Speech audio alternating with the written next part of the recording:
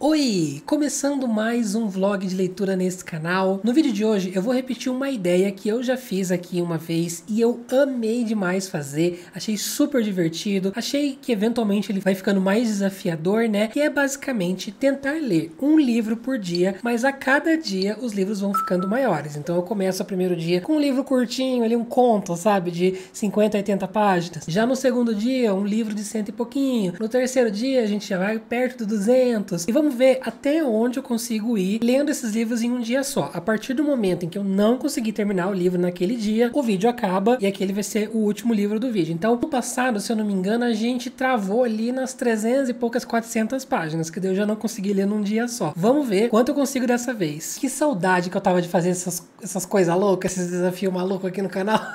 Eu acho que eu funciono à base da pressão na leitura, sabe? A base dessas ideias megalomaníacas, eu sei que vocês gostam demais. Então, fica aí no vídeo que a gente vai enlouquecer juntos. Venho até vocês abrir os trabalhos desse vlog todo fubazento aqui. Saiu um monte de espinha na minha cara nesses últimos dias. Eu tô revoltado. Tô até com um negócio aqui. Mas é o seguinte, o primeiro dia foi muito um sucesso. Obviamente também, né, gente? O primeiro livro ia ser o menorzinho. Eu comecei com um conto de 83 páginas. Mas foi um conto muito legal. É o novo lançamento do Rafa Westenfelder, que agora é Rafael Rohrer, né? Muito chique. Que é Os Segredos do Quarto de Bloom. Esse conto eu peguei assim que saiu. Tipo, no dia que lançou eu já comecei a ler. E é muito divertido. Aqui na história tem um rapaz chamado Bloom, né? Que ele é um youtuber sobre lifestyle e vlogs e dia a dia. Esses vlogs meio cozy, assim, sabe?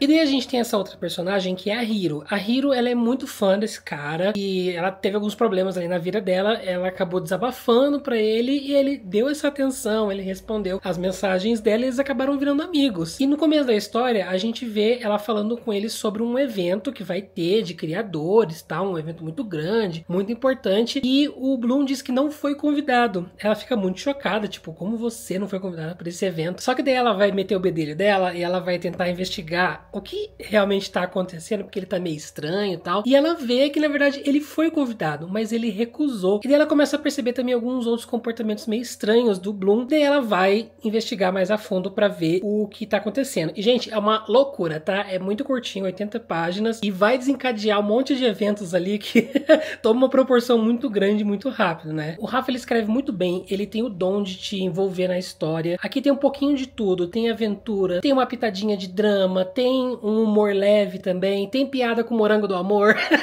Deu muito uma nostalgia daquele negócio da Marina Joyce, lembra daquela youtuber que o povo ficava dando zoom no olho, parecia que tinha um reflexo de alguém e que ela tava presa na casa desse cara, obrigando ela a fazer vídeos. Eu achei isso hilário. Mais uma vez, é uma história bem curtinha, então tudo se desenvolve bem rápido, mas eu não achei que ficou aquela sensação de corrido, sabe? De que tentou enfiar um monte de coisa dentro de um conto super curto. Eu acho que foi o tamanho essencial, uma aventurinha aquela de você limpar o seu paladar mental. Logo vão estar acontecendo algumas cenas de ação, de correria, de pra cima e pra baixo. Aí, o que acontece? O Rafa, ele tem uma coisa muito característica dele, é o estilo dos contos e do livro também, que sempre tem uma grande reviravolta, um plot twist quando você menos espera, que vai explodir a sua cabeça. Isso aconteceu em todas as histórias, eu já li tudo que o Rafa publicou, é muito bom, inclusive, vão ler toda a bibliografia do Divo. Mas aqui eu tava já com essa expectativa, né? Tipo, vai acontecer em algum momento alguma reviravolta muito grande. E por estar esperando isso, na minha cabeça eu já fui matutando algumas ideias, eu já fui tentando encontrar em que aspecto, aonde ele ia enfiar essa reviravolta. Aí eu comecei a teorizar e algumas coisas das minhas teorias de fato aconteceram. Aí eu fiquei, ai, não acredito que vai ser só isso, né? Tipo, exatamente o que eu... Será que eu já tô tão calejado nas histórias do Rafa que eu já imagino que vai acontecer e realmente é isso e acabou? Gente, se eu falar pra vocês que no último segundo este menino me deu uma voadora na cara. Foi muito tipo assim, me pegou desprevenido quando eu tinha baixado a guarda, né? Tava todo tetudo assim, adivinhei, já sabia o que ia acontecer. É, não adivinhei. Muito legal. Nossa, amei essa reviravolta, amei a conclusão da história. Como eu disse, eu achei que foi o tamanho perfeito pra contar esse tipo de história. É muito sobre a que a gente tá vivendo, né? Dessa era digital, da era de criação de conteúdo. Eu acho que não ficou brega, porque quando você você vê, tipo, o livro tentando ser muito moderninho, falando sobre influencer, eu já meio que reviro o olho, sabe? Mas eu acho que ele fez de um jeito que deu certo, que funcionou. Então, mais uma leitura de sucesso do Sr. Rafael, mais um acerto, e essa foi a nossa... Ai, que susto, meu Deus do céu. A gata ali na janela do nada. Pra amanhã, eu ainda tô vendo o que eu vou ler, mas aí a gente já vai aumentar aí umas 50 páginas, 100 páginas, vamos ver, dependendo da minha escolha. Eu tenho alguns títulos em mente, vocês vão saber agora. Estamos aí em mais um dia, mais um livro lido. Dessa vez eu peguei um livro que acabou sendo 60 páginas maior. Ele tem 143 páginas, que é esse aqui, o Se Adaptar, de Clara Dupont-Monod. Esse é um livro de drama, onde a história é contada pelo ponto de vista das pedras. As pedras basicamente que estão em vários lugares diferentes, né? Então, na estrutura da casa, no jardim da casa, e quando esses personagens vão para outros lugares, as pedras desses outros lugares continuam essa narração pra gente, então é um estilo bem diferentão, assim. E nessa história a gente tem essa dinâmica de uma família que tem a mãe e o pai ali e tem 2 filhos. Logo no começo da história, nasce um terceiro filho, mais novo, então, e esse menino, ele nasce com várias deficiências, ele não tem muito controle do próprio corpo ali, ele não consegue, tipo, o bebezinho não consegue ficar com a cabeça pra cima, ele é cego, ele tem alguns problemas cognitivos também, enfim, várias questões ali que vão basicamente impossibilitar que essa criança tenha uma vida normal. E a gente vê o mais velho tomando pra si essa responsabilidade de cuidar dessa criança, ele acaba se aproximando muito do menino, tomando conta mesmo, apresentando pra ele o mundo, e eventualmente a gente vai também ver pelos próprios olhos da irmã do meio, que já tem um pouco de dificuldade com essa questão, e como tudo isso vai moldando a situação da família. Enfim, é basicamente isso. E, assim, eu achei ele um livro muito diferentão, não só pelo fato de que ele é narrado, né, pelas pedras, mas, assim, esse aspecto por si só das pedras, eu achei muito bem feito. Não sabia como a autora ia executar isso, né, se ia ficar distante, né, se a gente não ia conseguir ter sentimentos ali, não ia conseguir ver o interior dessas pessoas. Eu acho que teve um trabalho muito bom em personalizar esse narrador. Como, por exemplo, eles são esse objeto inanimado exterior às situações. Então, eles nunca dão nome a esses personagens, a esses irmãos. A gente sempre conhece como o irmão mais velho, a irmã do meio, o pai, a mãe, o irmão mais novo. E depois, eventualmente, acho que eu não expliquei isso na sinopse, né? Mas, eventualmente, lá pro final da história, eles vão ter mais um filho, que daí seria o último. E eu achei isso muito interessante, porque no contexto da história, na forma como é contado, é muito como se essas pedras vissem eles como pessoas singulares no mundo, tipo seres humanos individuais, mas como um coletivo de pessoas vivendo. É muito difícil de explicar. É um livro muito carregado de sensibilidade, eu acho que já é algo de se esperar por causa do tema, mas principalmente como a existência dessa criança com essas deficiências é muito forte, a forma como ele impacta a vida de cada um desses personagens de um jeito diferente. Então a gente tem esse irmão mais velho, como eu disse, vai tomar essa responsabilidade de cuidar, mas ele vai abrir mão da própria vida, ele vai abrir mão da própria adolescência e infância, e isso vai mexer muito com ele vai ser essa pessoa extremamente protetora, mas mais pra frente ele vai chegar e perceber, lá nos anos mais velhos, que ele nunca teve essa liberdade, que ele nunca parou de se preocupar e que ele nunca se preocupou consigo mesmo. Já a irmã do meio, ela é um pouco ressentida por causa dessa criança, ela até vai tentar ser como o irmão mais velho, cuidar também, se preocupar, mas ela vai ver que é muito difícil, e eventualmente a família começa a ter problemas, e ela quer fazer de tudo para que essa família não passe por esses problemas, então ela vai dar o melhor de si. Enfim, são muitas nuances que vão acontecendo aos poucos, e a gente vai vendo essa história sendo contada pelo mais velho, depois ela é rebobinada, e a gente tem novamente alguns acontecimentos se repetindo ali, o que normalmente, pra mim, eu amo essa coisa, é algo que eu justamente digo que faz o Eri Moral, por exemplo, ser um dos meus livros favoritos da vida, é como ele fica voltando a história e recontando ela por perspectivas diferentes. Eu amo ver tipos diferentes de indivíduos vendo situações com as suas próprias vivências e suas próprias crenças. Isso é sempre muito legal. Só que aqui eu acho que nem todos os pontos de vista foram interessantes. Principalmente dessa irmã, chega um ponto dela ali, na meiuca do livro, que fica chata a narração dela, sendo muito sincero. Eu acho que o irmão mais velho, aquele que abre a história pra gente, foi tão bom, foi tão impactante, que quando entra nessa segunda parte ali por ela, não é mais tão interessante assim. Eu acho que justamente pelo tipo de pessoa que ela é.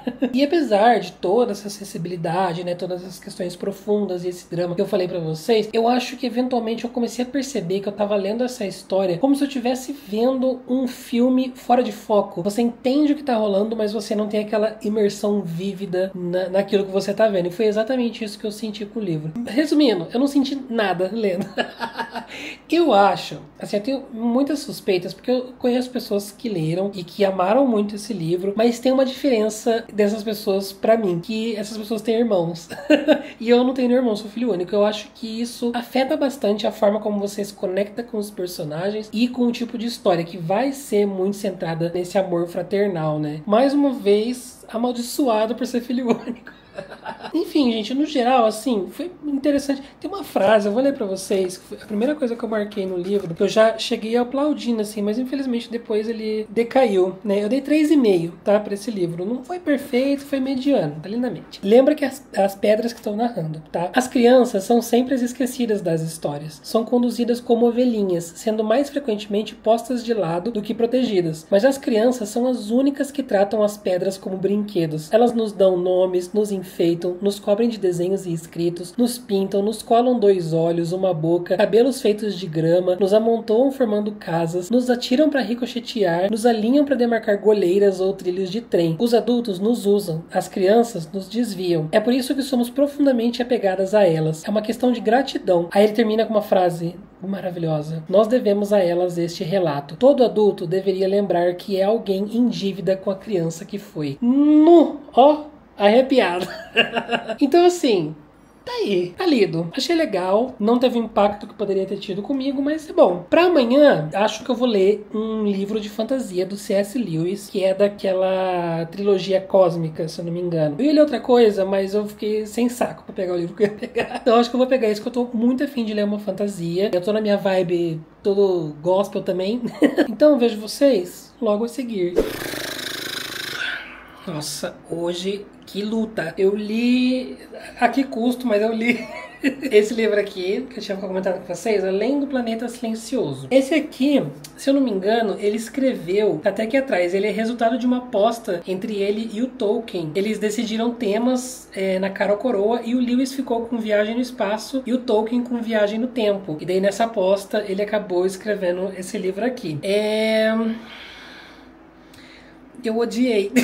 Bom, vamos lá. Aqui a gente tem um cara que ele tá andando ali, passeando, ele tá procurando um lugar pra dormir. Aí ele vai nessa casa onde ele encontra 2 rapazes e começa a conversar com esses rapazes. Eles estão muito suspeitos, muito estranhos. E logo ali no começo eles já drogam esse protagonista, eles levam ele pra dentro da casa. Quando esse protagonista vê, quando ele acorda, ele tá dentro de uma nave espacial indo pra outro planeta. Você não sabe muito bem qual que é a motivação desses caras, o que eles querem fazer, se eles estão fazendo experimentos. Até que eles chegam nesse planeta, é um planeta todo diferentão, bem coisa alienígena mesmo, com outras espécies, com faunas diferentes e cenários diferentes. E daí vão acontecer peripécias nesse planeta, que vai acabar fugindo, enfim, encontrando outras espécies inteligentes também. Eu sempre tive uma suspeita de que eu saberia exatamente como esse livro ia ser. E eu estava certa.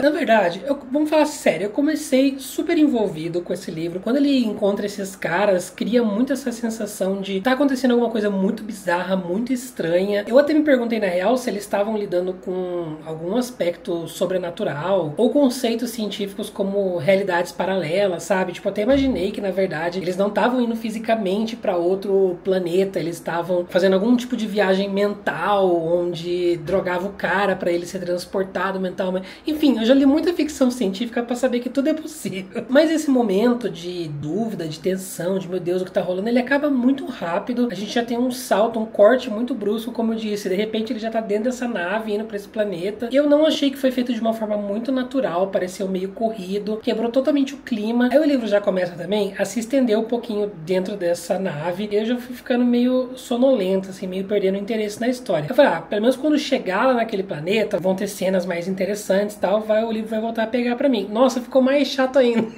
Me surpreendeu o quão rápido ele conseguiu perder o meu interesse. Tipo, não 20% do livro, e é um livro curtíssimo, então são poucas páginas. Eu acho que a coisa mais evidente pra mim, o que mais me incomodou nesse livro, é que ele parece um grande exercício de construção de universo. Parece que a gente tá lendo as anotações do autor sobre o universo que ele inventou ali, e não tem trama, não tem plot no meio disso. A leitura do livro parece, tipo assim, um grande workshop, sabe? Ser muito sincero, são 200 páginas do Lewis mostrando pra gente que ele é capaz de criar conceitos diferentes, culturas e formas de vida, mas ele, infelizmente, não vai muito além disso. É uma trilogia? É uma trilogia, mas, gente, eu já fiquei desesperadamente entediado e não vi a hora de acabar esse livro nesse primeiro e os outros dois vão ficando maiores ainda. Eu não vou tancar continuar essa série. Para não falar que não tem enredo, é uma jornada bem churuquinha. No final tem filosofias, né, e pensamentos ali pra você refletir e tal, mas ai, outra coisa que me deixou desesperado, angustiado, a nomenclatura que o autor escolheu para as coisas. Gente, pensa nos nomes confuso, difícil,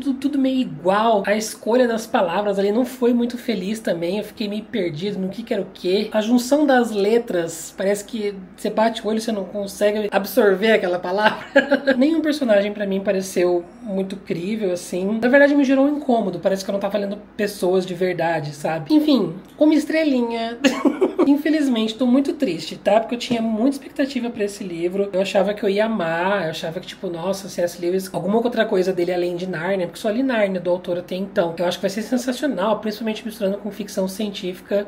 Não foi dessa vez, infelizmente. Eu nem falei, né? Esse livro aqui, ele tem 222 páginas. Então, ele também é umas 70 páginas a mais do que o livro anterior. Agora a gente já tá entrando aí no âmbito do livro beirando as 300 páginas, né? O que já me preocupa.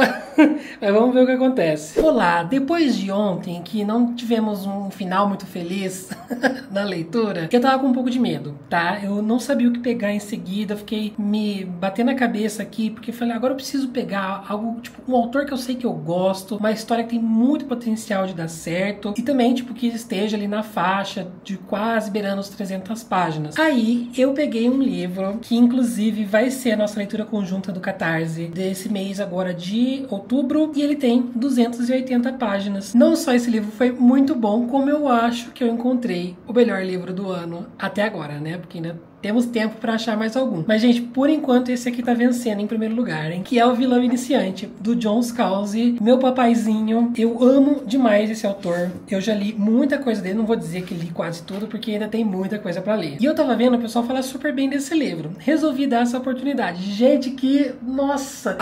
Que delícia de livro bom. E assim, inclusive esqueci de mencionar, né? Mas eu levei 2 dias pra ler esse livro, tá? Eu não consegui ler ele em um dia só. Eu li uns 30% em um dia e terminei ontem, que foi domingo, hoje é segunda, né, no caso. Nesse livro a gente vai acompanhar a história do Charlie. O Charlie é um cara que tá muito mal de vida, ele não tem muito dinheiro, ele tá na pindaia, como que fala a expressão? Não sei. Pindaíba, não, pendura? Acho que é pendura. Ele é um professor substituto, ele odeia essa profissão e ele tá querendo, na verdade, mudar de carreira. Ele viu que um bar, um pub ali que ele gosta muito, acabou de entrar à venda e ele quer comprar esse bar pra ser o dono, pra continuar os negócios ali. Aí o livro já abre, na verdade, com ele no banco tentando fazer um empréstimo de não sei quantos milhões de dólares e ele, obviamente, né, muito difícil dele conseguir, sendo que ele não tem uma situação financeira que corrobore, né, que ajude ele a conseguir. Ele tem uma casa que é herança da família dele, só que também ele tem vários irmãos, esses irmãos querem vender essa casa, ele não tá muito afim, aí fica aquela briguinha de família, sabe? No meio de tudo isso, ele descobre que o tio dele, que era muito rico, muito bilionário, trilionário, acabou de falecer. Esse tio não tem herdeiro, não tem família, não tem ninguém. Ele chega, obviamente, em quem, né? No nosso protagonista, ele não, né? Os advogados, os assistentes dele ali. Fala assim, ele deixou um pedido pra você, que você organize o funeral dele. E em troca, se você fizer isso, a gente pode te ajudar, a gente compra a casa dos teus irmãos e repassa pra você. A gente te dá uma quantia em dinheiro ali também simbólica pra te ajudar. Simbólica assim, né? 6 dígitos. Mas simbólica e tal. Na verdade, o que acaba acontecendo é que eventualmente o protagonista ele vai acabar se envolvendo muito mais a fundo nos negócios do tio. Vai acabar mais ou menos ali dando sequência no que o tio fazia. E o que o tio fazia? Ele era um vilão profissional. O que isso significa? Eu vou deixar vocês lerem e descobrir, porque é muito legal, mas tem a ver com o universo dos negócios. Não é vilão de tipo assim, super-herói, de vou destruir a cidade, vou matar pessoas, vou dominar o mundo. É meio que um vilão onde ele se beneficia dos negócios e da ciência e dos eventos globais para se enriquecer. Gente, a escrita do John Scalzi tá incrível nesse livro, muito, muito boa, muito afiada, com um senso de humor excelente. Ele é muito envolvente, ele faz você ficar super preso nessa jornada jornada do protagonista. Ele é um personagem que tem uma carisma que, nossa, explode na tua cara, esbanja carisma, principalmente que ele vai ficar se deparando o livro todo com decisões moralmente duvidosas. Como eu disse, ele vai se deparar com esse mundo dos negócios, onde é cada um por si, as pessoas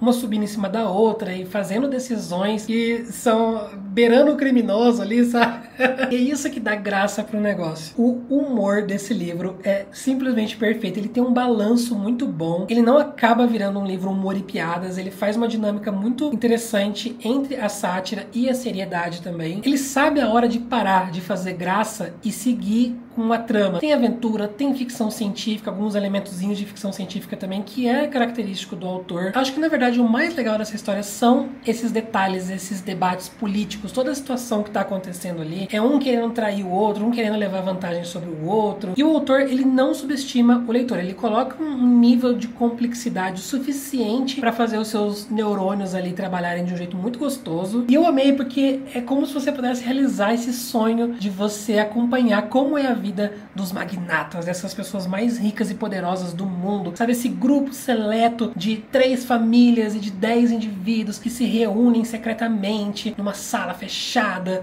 com seus ternos para decidir como eles vão dominar o mercado, como eles vão fazer para se enriquecer cada vez mais. E ao mesmo tempo que é muito legal o que ele faz aqui, a gente vai vendo como essas pessoas são frágeis. Como eu disse para vocês, o protagonista, ele é maravilhoso, ele tem um timing perfeito nas falas, os diálogos desses livros, gente, são muito inteligentes, tem aquela sagacidade também. Me surpreendeu, assim, muito o desenvolvimento não só do protagonista, mas de todos os outros personagens. O autor, ele brinca muito, então tem gente que é muito diferente, que são personagens que você quer saber mais sobre, mas ao mesmo tempo, aqui e ali tem algum vilão meio caricato. Então ele mistura todos esses elementos, não fica bagunçado, fica uma coisa muito harmônica, e o livro, ele acaba lendo como um grande filme, assim, de ação, de aventura. Como ele diz aqui, ó, a mistura de James Bond com The Office. É muito aqueles filmes do tela quente, sabe?